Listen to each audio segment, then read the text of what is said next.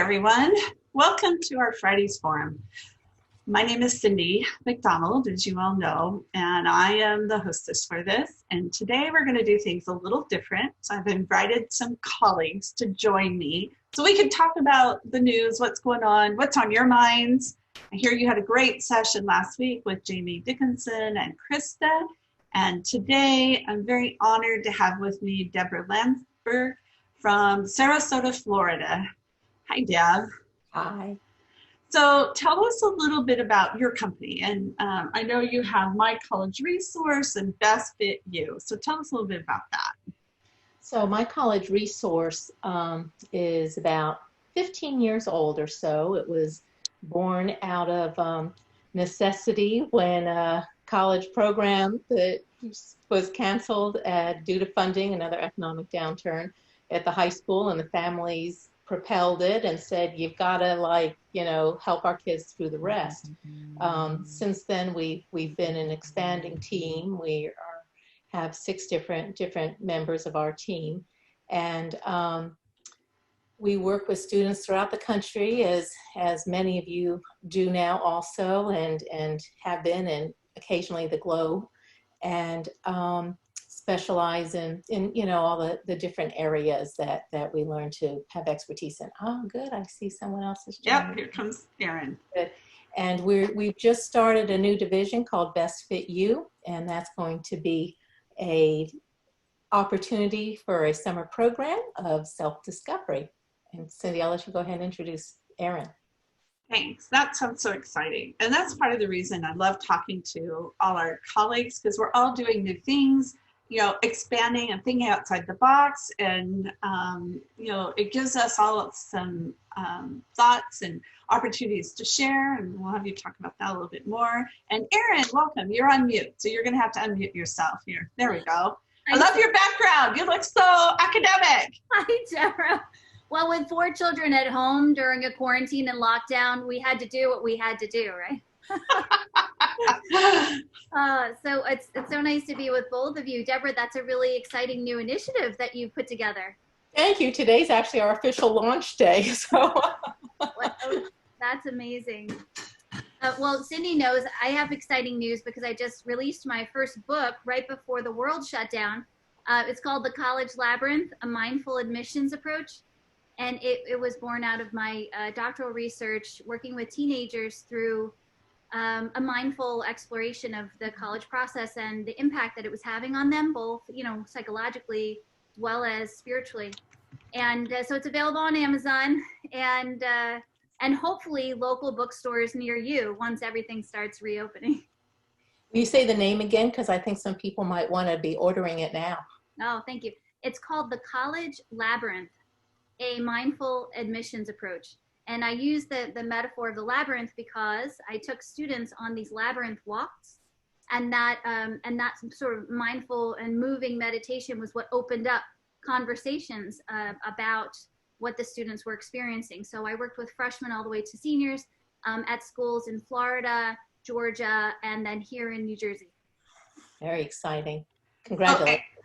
So Erin, put that in the chat and put a link to your Amazon so that people can see that. And then Deb, you can do that as well. So I see, so we want to know who's in the house. So I'm so glad I missed you guys last week. Please let us know, where are you from? And we're going to really use the chat this week because we want to just really, really turn this into an open forum. Deb's going to share some highlights of what's been going on this week. And I love seeing all the places that we have people from. I know we've got Hawaii, Joyce is here. I see some of my UCLA students, so glad to see you. Some are past students. And this is how we're going to communicate. Venezuela, I know Colombia, India, Mardeep was in our PDI. So you guys, this has just been so exciting to have everybody here. And we just really appreciate the support, and I hope you're finding support each other too, through this.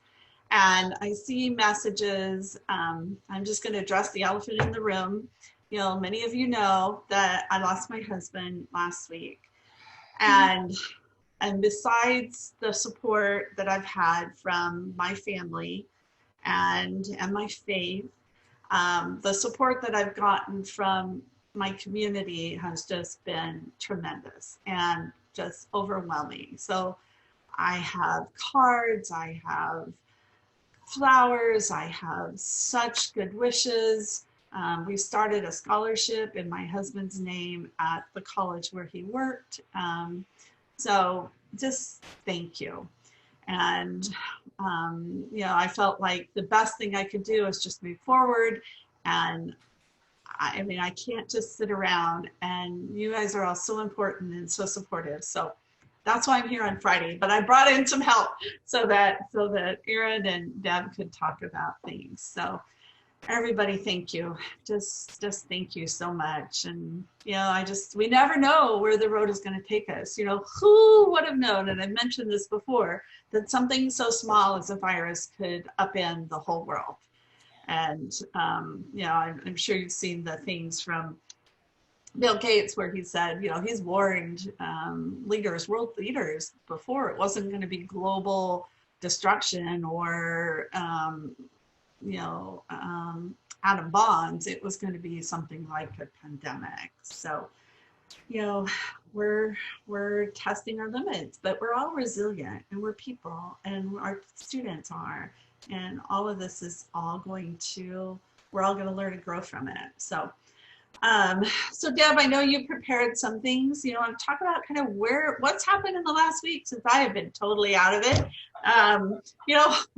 What's been going on, and what are your takes on it? And then Erin will take your takes. And this is where, for the chat, if you have a question, something on your mind, AP test started this week. If you've had experiences for your students with that, use the chat to bring that along, and we're going to use this to just generate our discussion today. So, and right now, how many? I have 98 people on our discussion for today. So next week, we're going to have Peter Van Busker. I had scheduled him. I'm going to be interviewing him, and we're going to be talking with him. Those of you who have never heard Peter speak, he's excellent. He used to be the director of admissions at Franklin Marshall. Franklin Marshall, thank you. He had Marshall at the end. And, he has very distinct takes on everything. So it'll be very interesting to hear what his thoughts are. So he's going to be joining us next Friday. And then I'll have the college people that I was going to have last week, I'll have them return too. So Deb, I'm going to turn time over to you and just tell us kind of what's going on and what your take is on it. And then Erin, people know that Deb's in Sarasota, Florida. Erin, where are you located? I'm in Monmouth County, New Jersey, so 1 hour south of New York City. So you've had a much different experience and things going on there, especially with COVID-19 and everything too. So that's another reason. I'm in California, so we kind of got the country circumscribed here. So Deb, take it away. All right. So when Cindy asked me to join today, and understanding Cindy's circumstances, I thought, okay, what might be the most helpful?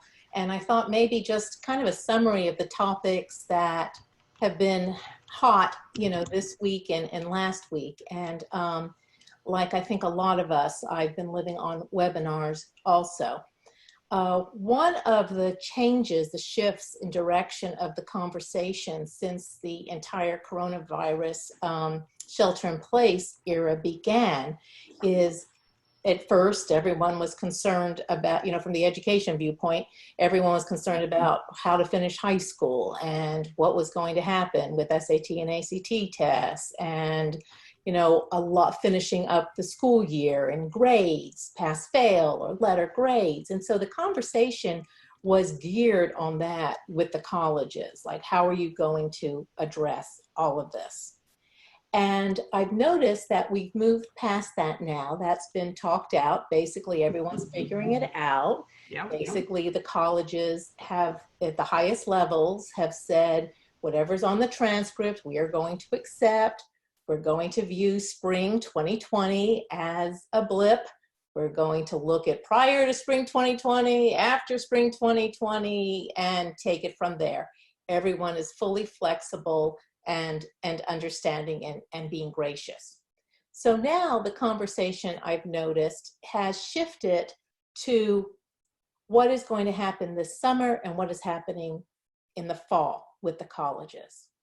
So pretty much from everything I've heard, and let me know if anyone's heard differently, is all summer programs on campus are canceled. They're off as far as being in person on campus. That where institutions have been able to provide online programming, they are doing so. Some of the colleges have been offering their incoming freshmen or current college students to take online summer courses and just kind of start, getting those classes taken care of and out of the way. As far as summer programs are concerned, some of the students I spoke to this week, they haven't heard yet about some of their summer camp programs, but basically anything on a college campus, again, has been canceled. Whether it's a vendor provided summer program or a college sponsored summer program, and those that can go virtual are doing so. So summer's kind of like moved on, and as far as the conversation's concerned, and now it's fall, what's going to happen in the fall. And this is pretty interesting. On the NACYAC website, nacacnet.org, there is a spreadsheet. It's a crowdsourced spreadsheet as far as what colleges are going to do this fall. And what makes it so interesting to me is that the states in our nation where the governors have said, yes, we're going to open, yes, we are moving on, those state institutions, of course, are planning on opening on campus. And I think a lot of the private schools are following that suit. Other states where they said, we're not going to decide yet, or it's up to each individual, those decisions haven't been posted yet. So I've watched some webinars where the colleges are planning on opening, and this is private and state universities. And so, of course, the obvious question is, well, how are you going to do that? Like, what's that going to look like? And the admissions folks have said, well, first of all, everyone's working on various ways that might look. For one, as far as housing is concerned, especially for incoming freshmen, they might not, generally don't, have enough rooms for everyone to have a single. So they're looking at other spaces. They're looking at nearby hotels and possibly, having students housed, in a nearby hotel where they can have their own room. They are considering what they're referring to as a hybrid educational approach. And so one way that it was described to me, there might be other models also, this conversation is just kind of fresher this week, is that students will be on campus, but some of the faculty may not be comfortable presenting in person, so they will offer an online or remote option for their classes for the fall. Other colleges and universities have moved back their start date from maybe mid or late August into September. Another model that's been discussed is shortening the fall semester. So if a student takes 4 classes in the fall, that they're going to separate that into what we might think of from the high school side as quarters. So the first half of the semester will be 2 classes taught, very condensed and expanded time. And then the second semester will repeat with different classes. So that way, if someone needs to return later or needs to leave, they won't necessarily have to withdraw from an entire semester of classes. So it's all very interesting. Admissions said that they will not be back on campus themselves or offer any on-campus events or activities until students are on campus. So they're using that as the lead. So that moves into the question of what about visiting campus for high school juniors, sophomores that might be wanting to do that. And the answer is, and this might not be for everybody. Remember, we know in college talk that you have to check with each college. But the message I'm hearing is once students are on campus, then we'll have on-campus activities. Otherwise, please visit all of the virtual opportunities. And if you're not familiar with the virtual opportunities, I'll just try and rattle them off. Admission information sessions, guided tours conducted by student ambassadors, individual one-on-one conversations, checking out the organizations on campus. A student might be interested in reaching out to them. Basically, check the admissions page of the college and see what they have going on. And they are those colleges that are still considering demonstrated interest. They're still considering demonstrated interest. I heard one college who's very well known for encouraging demonstrated interest say they're changing that term to engagement. Oh. And if any of you know of what college like pays the most attention to demonstrate interest, that's who it is. And I thought, oh, you know, I like that. And I actually started incorporating that into my language with students, engagement. Yeah. They'll understand that more. That means that has more meaning for them than demonstrated interest. And parents never really knew what that meant either. Yeah, and exactly. And also have an opportunity to provide more exchange, interaction, and sharing of information about oneself. Yeah. On that.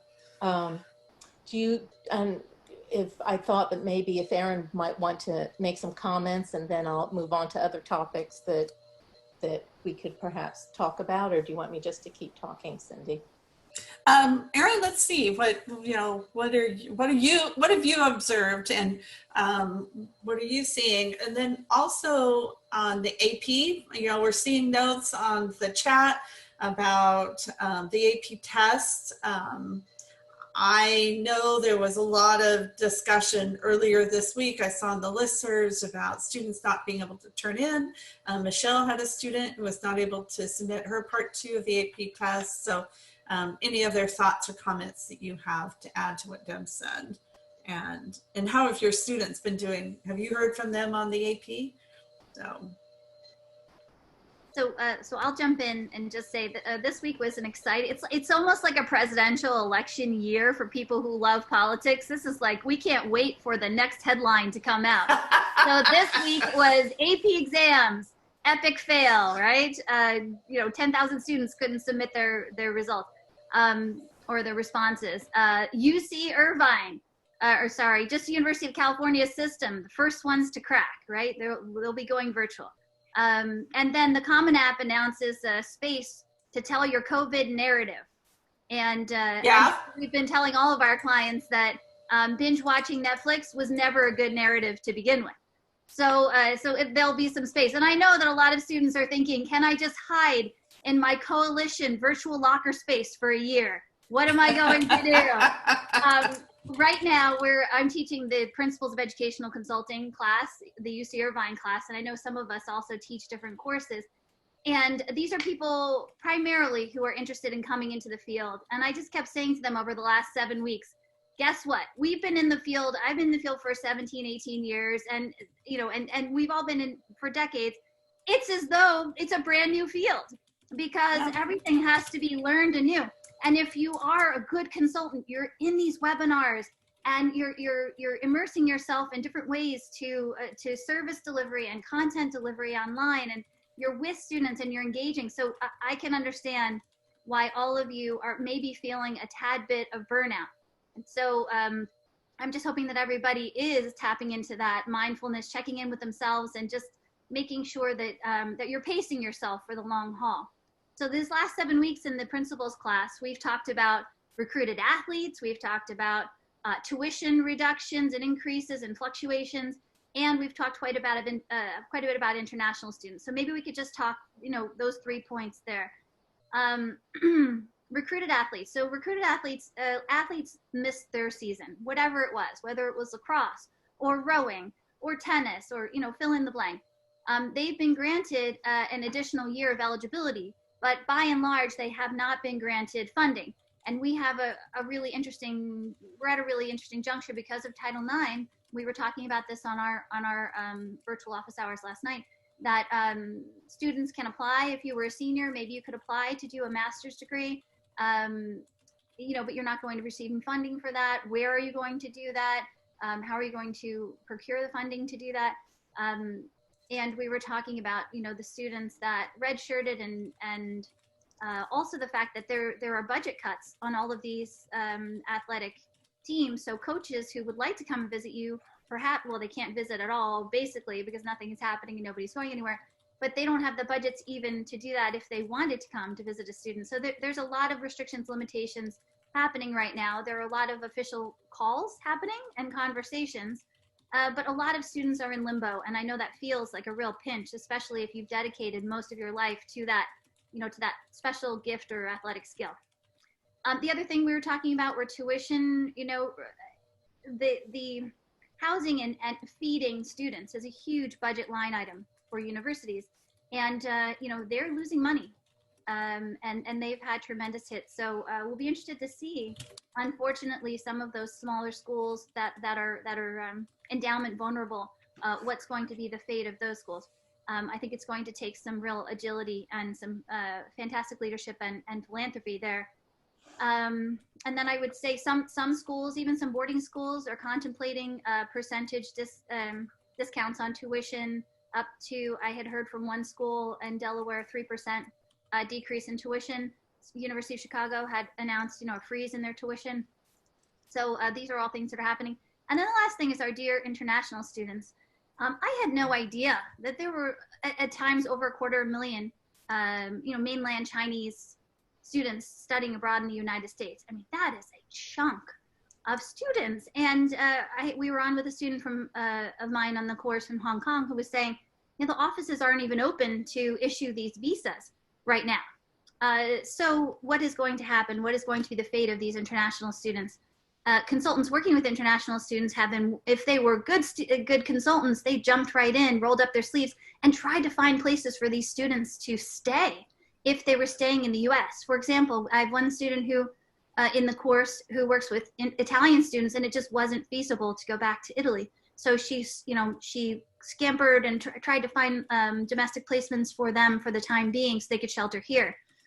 So we're not sure what's going to happen with our international students and whether they're going to be able to procure the visas to be able to come back. So these are a lot of unknowns. And then not to mention the fact that my favorite reference was on another webinar. Someone said, double depositing at colleges is like hoarding toilet paper. You only need to only buy what you need.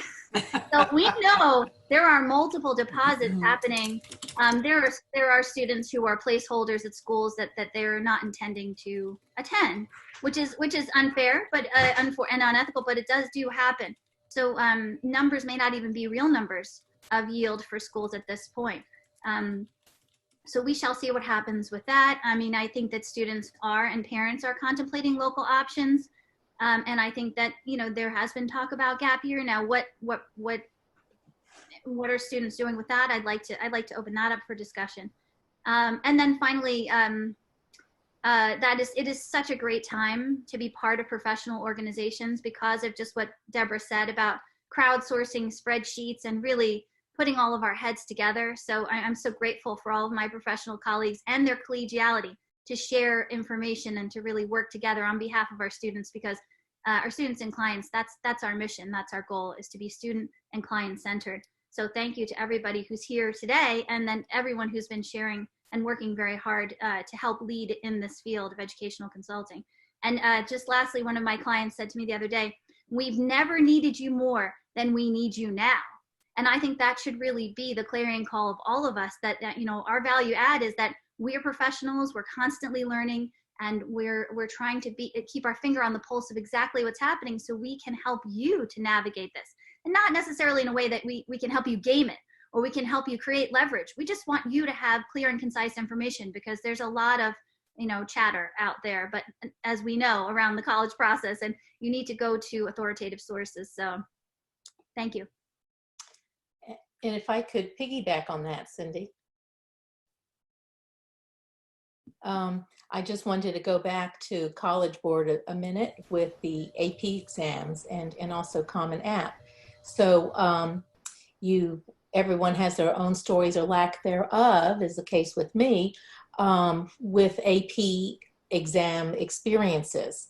And College Board sent out a letter that talked about the experience this week.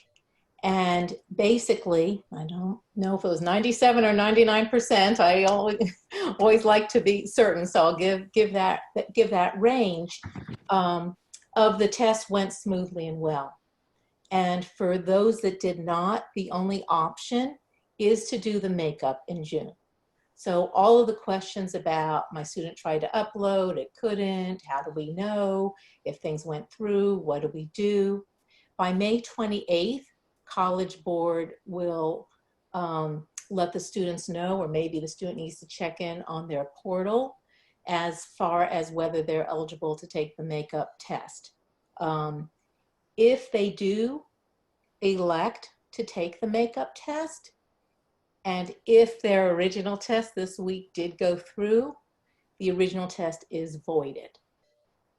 So the students that were not able to upload their results or aren't sure if their results went through or not need to make a decision if they're going to take that makeup test, with the understanding that that will be the one and only result utilized. So I wanted to share that. And then, as I say, there have been some questions about that. And then as far as Common App, I think Cindy mentioned that they are going to offer a question opportunity about coronavirus. And I'm going to put the link in the chat. Yes, there we go, in the chat. And basically what they're going to do, I just want to preface this by saying that when in talking to the colleges about this question, I have heard them say that not all colleges may receive this information, because on the Common App, the colleges choose and pay for which information is downloaded. So just want to keep that in the back of our minds. If it's important for a college to get a message, maybe reach out and see if they're going to be taking that question. But the question for the students is, and I'll read it to you. Community disruptions such as COVID-19 and natural disasters can have deep and long-lasting impacts. If you need it, this space is yours to describe those impacts. Colleges care about the effects on your health and well-being, safety, family circumstances, future plans, and education, including access to reliable technology and quiet study spaces. And students will have up to 250 words to respond. And then additionally, there is a question for school counselors to provide updates. This is the question. Your school may have made adjustments due to community disruptions such as COVID-19 or natural disasters. If you have not already addressed those changes in your uploaded school profile or elsewhere, you can elaborate here. And then it gives a list of areas that colleges are especially interested in understanding. So I think that having this introduced, the other question that I've seen responded to all the time in these webinars by the colleges is, what about writing your college essay about the coronavirus? So I'm going to share with you what's been said. That, first of all, this space now exists for a student to address if they don't want to write their college essay about coronavirus, but want to communicate the information. They have two places now. They can communicate that information, additional information, or they can communicate it here in this special section provided. What all of the colleges have said about the college essay, it's interesting. The very, very first week, they're going, no, don't write about the college. And then it quickly changed. They caught themselves after about 2 weeks, and they start saying, we want you to write about what has been important and affected your life, and tell us what you did productive, what you learned, what your growth experience was during this period of time, if that's what you want to share. And going back to the point that we all know about the college essay, it's the opportunity for the student to share new information that hasn't already been conveyed, that they feel is important for the college admission college admission committee to consider, along with their application. And then even going a step beyond that, because I know college essay is always a big topic of interest. Even going beyond that, one director of undergraduate admissions said that it's up to the colleges to educate their own staff to understand how to review and interpret and embrace the essays on coronavirus.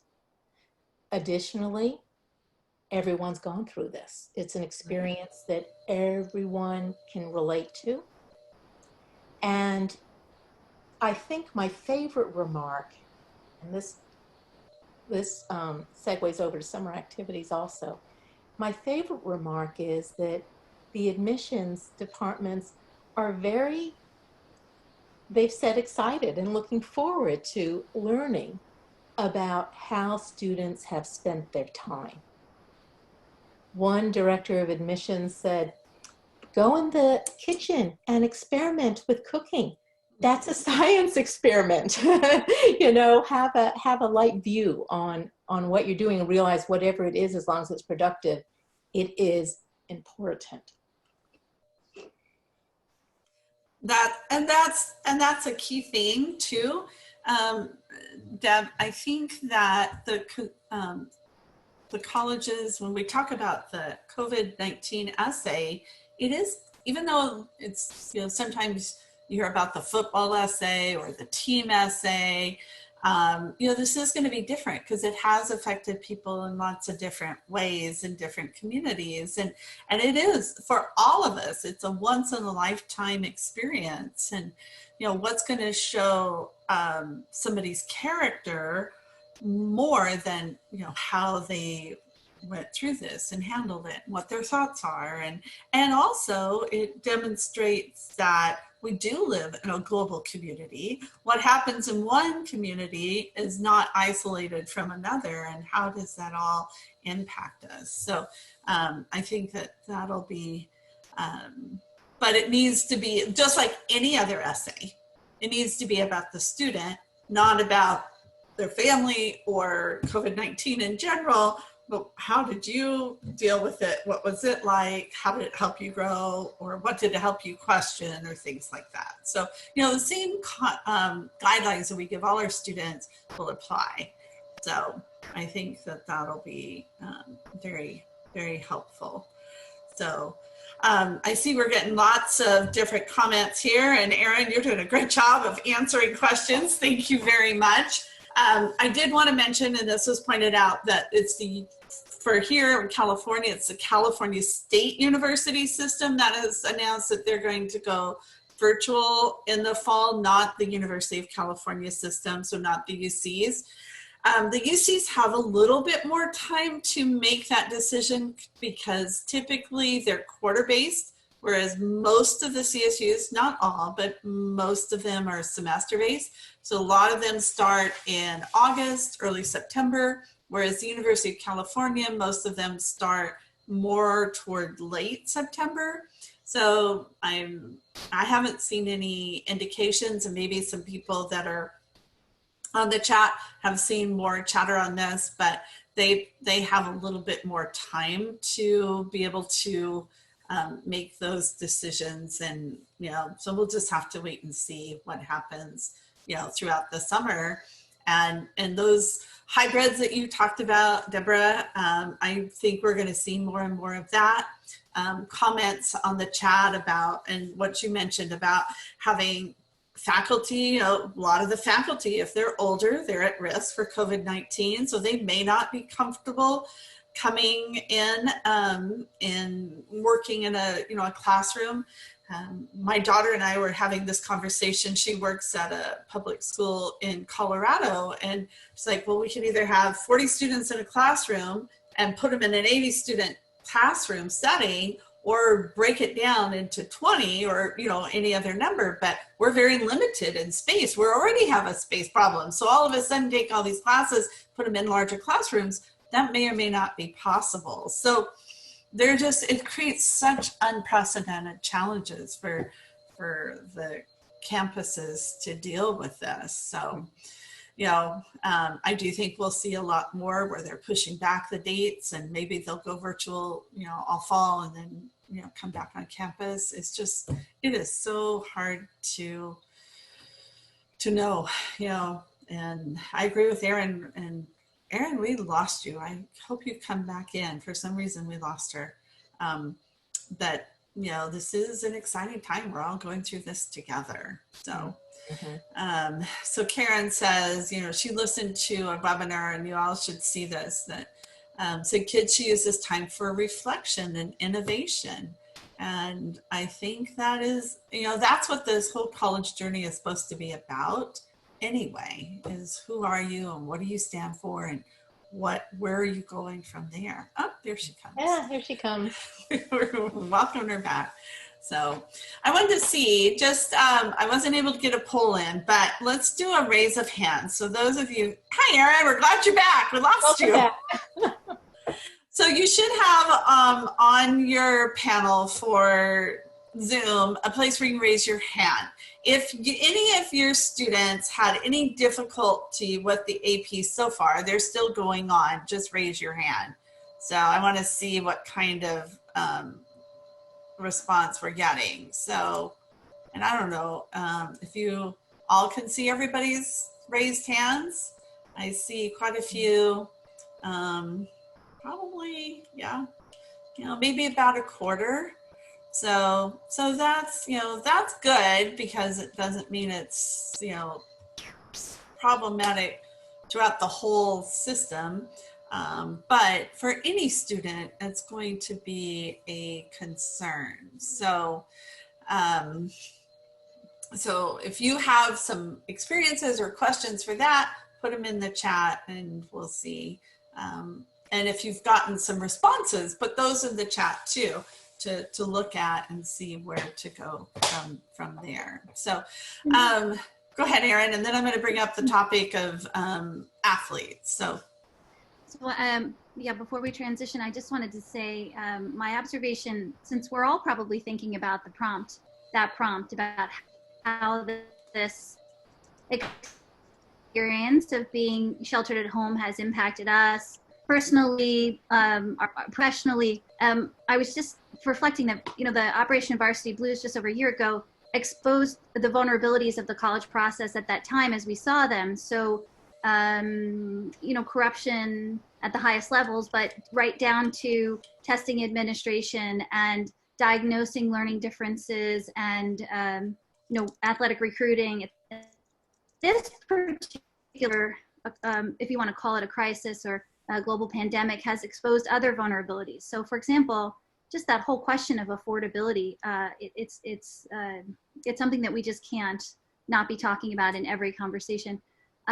It's also exposed vulnerabilities such as, you know, food insecurity. I was talking to a bus driver, school bus driver, who said, you know, thank God we're still working because we're delivering meals every day to the students that would have free or reduced lunch. I also think it's exposed, you know, this idea of what does it look like and feel like to have our children back at home, whether we're homeschooling them or we're supervising and sort of guiding on the side as they're doing their virtual learning and remote learning. I think it's important for parents to also have seen just how very much we've outsourced to schools and to schooling professionals, And perhaps, I would love to hear from parents and talk to some people who are also parents who are seeing changes in their students for better or for worse. I do think there's been an uptick in, reports of anxiety surrounding all of this uncertainty and unknowing. But I think that there are definitely pauses for reflection and topics that we could consider and we should continue to dialogue and discuss and unpack, particularly when things start to return to a sense of normalcy. But back to athletics. As a D1 athlete, I always want to talk about athletes. Well, and Erin, there looks like there's Audrey and some others are asking for any reflection exercises or tools that you might have. So if you have some, go ahead and share those in the chat. And, and then Deborah, you're doing a project. Tell us a little bit more about your project that you're doing this summer and how, because we're talking about self-reflection and this is a great time to do that. And that's what your project is focused on, correct? Yes, absolutely. Thank you, Cindy. So, we talk about the pandemic and changes that each of us have had to make on various levels. And something that we did at my college resource, as these summer programs are being canceled, and as the colleges were responding, saying, find something you like to do, just delve deeper into yourself, explore a new area of interest, whatever. And delving deeper into yourself is exactly what teenagers want to do, right? Right. So we are birthing this program. Actually, today is the launch of it, Best Fit You. The website's bestfityou.net. And what it is we thought, well, what can we do to help out students during the summer with this virtual? And I don't know about all of you, but I have always had questions about self-development. How does my student know what they want to study in college? Career exploration. I don't want them to apply undecided, and in that entire conversation. So we put together this workshop for the students to explore their aptitudes, their interest, and their values, and connect it with various career options. And we've been testing it out on our own students, and they are so excited, and they're coming up with career options that they hadn't even considered before. And it's also confirming what they wanted to do that maybe they weren't getting support at home, because it was kind of different from what everyone else in the family did. The workshops are going to be 12 students only. There's room for 2 in every workshop to be scholarshiped. If you're a school counselor or an IEC, there's a code I'll put in the chat box that the students can have $40 off. We're going to break them up into Zoom rooms and just really make it an enjoyable time. We have found that students love learning more about themselves. It's developmentally appropriate. I think the most popular class in high school, from what I can tell, is generally AP Psychology. So it's an option. Hopefully it'll serve a purpose and help some students out, and it'll provide aptitudes, interest, and values with examples that they can take back to their school counselor, they can take back to their IECs to use for college essays, for interview prep, for resumes, for any time that they need to touch back to what they're good at and what they'd like to do. Right.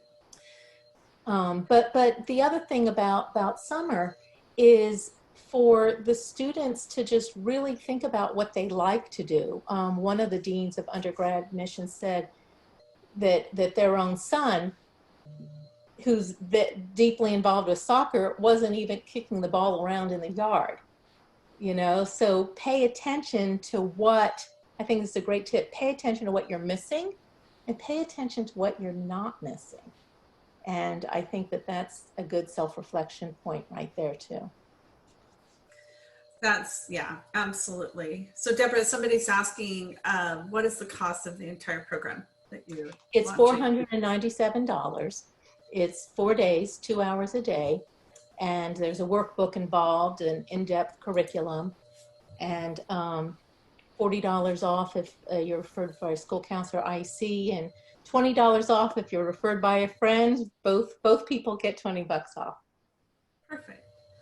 And I noticed Jennifer mentioned, who was in my class, glad to see you online, that at her high school, lots of students are expressing they're having a difficult time being home and not having access to school and friends. And I have 3 grandsons that, that we've been interacting with on a regular basis. And I know that, and they're elementary, and that has just been one of the hardest things.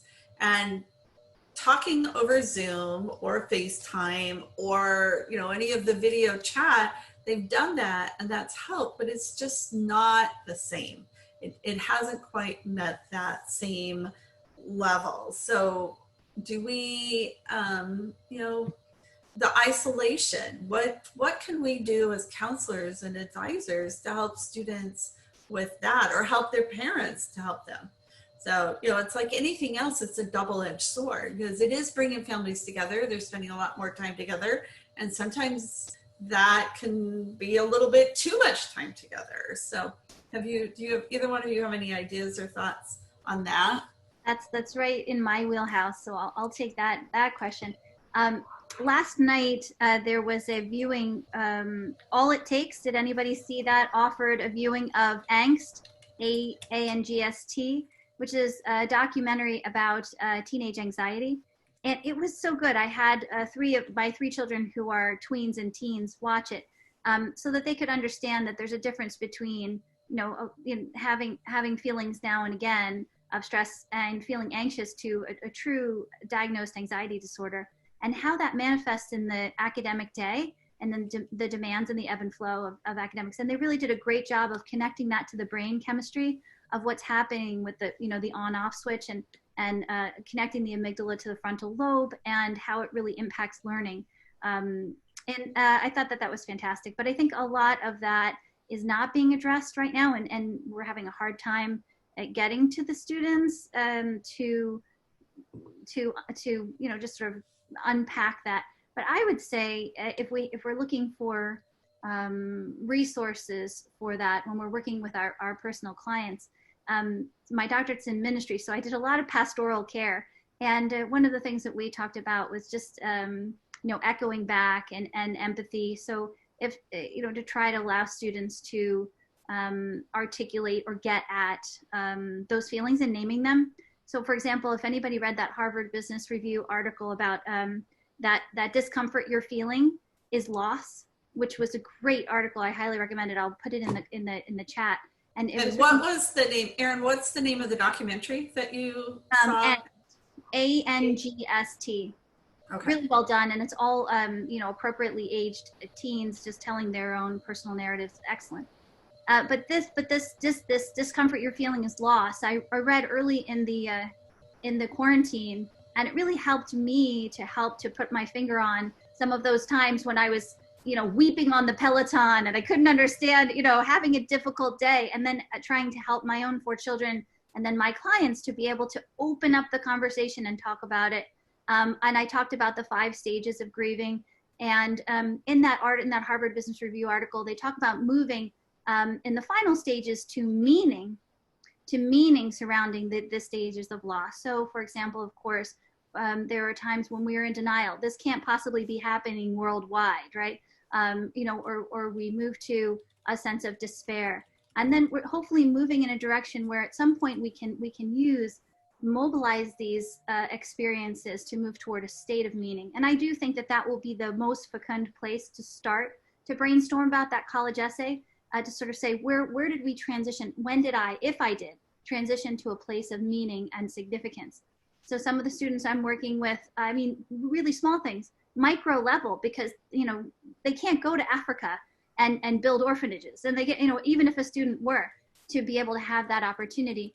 So one student went and collected shells on the Jersey Shore and painted them, and then put messages on them, "Miss seeing you," SEA, and brought them to the local senior citizen residence because they're under room lockdown, room quarantine, 24 hours a day alone. And a loneliness factor is not just our teens and our children and maybe our partners and spouses, but it's also certainly those other vulnerable demographics. So little things, like Mother Teresa said, do little things with great love. So whatever it is that these students are doing, if we can try to help them to see the opportunities, like what was that wonderful quotation by Mr. Rogers whenever there was an emergency and his mother said, look for the helpers, because even in times of crisis, there will always be helpers. I always love that. That's, absolutely.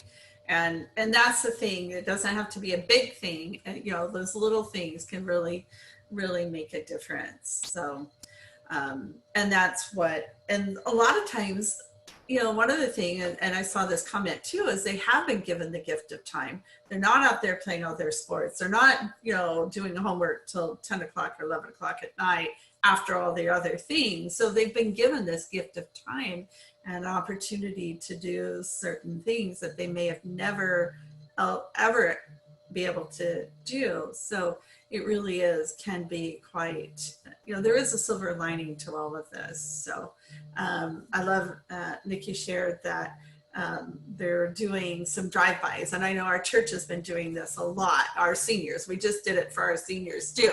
Everybody, they went on corners of, everybody stationed at the church, and then the whole ward came through and drove through and honked and cheered and had signs and stuff. And so those kinds of virtual proms, all those kinds of things are opportunities to think outside the box a little bit and create some opportunity to share. And they're always going to remember. I mean, we're all going to remember this year and these experiences. It'll be something that will really resonate for many, many years. So there's definitely one podcast. I think people are, a lot of podcasts are starting, a lot of people are sharing, but one podcast, and I know a class, she's Dr. Laura Santos. I think she's from Harvard, Yale, one of the two. I don't remember which one, but many of you will know, I'm sure. But, she teaches a class called on happiness, and she has the Happiness Lab as a podcast. And if you haven't ever listened to that, she does a great job. She talks about science and how sometimes our mind kind of deceives us on what we think is going to make us happy and what isn't. And one of the things she talked about recently is how they've done research to show that being altruistic, giving outside yourself, focusing not on yourself but others, really does make us much more happy. And so finding ways to do that will really make a big difference. So that's definitely things that we can share. So we didn't get to athletes at all, but somebody said CSU has announced that fall sports have been, basically dropped. I'm sure a lot of colleges are going to do that. I know there was an NCAA webinar on this. Did either one of you or anybody else in the audience, attend that? And I know they're talking about it. So we'll be hearing more about how the sports and NCAA, NAIF, the National Association Independent, NAIA, whatever it is. I don't remember off the top of my head. But the one for private schools that's not NCAA, the junior colleges too, there's just so many things that are definitely covered. And Susan, I see Susan on here. She's got Susan Carr. She's got a great website and things that she does in memory of her son. And so check out that website as well. We're all in this together, and every day is different. It's kind of exciting. It's like we all get to create new things and encourage our students to do that. So that's part of the new thing that we're going to be able to do. So in the future, I want to talk more about some consulting too and business. Jamie has been our co-host for a while. She's back in West Virginia getting things going at her tutoring center and her counseling, but maybe some other topics. If there are topics that you want to hear, send them to me in an email, cindy@cindymcdonald.com.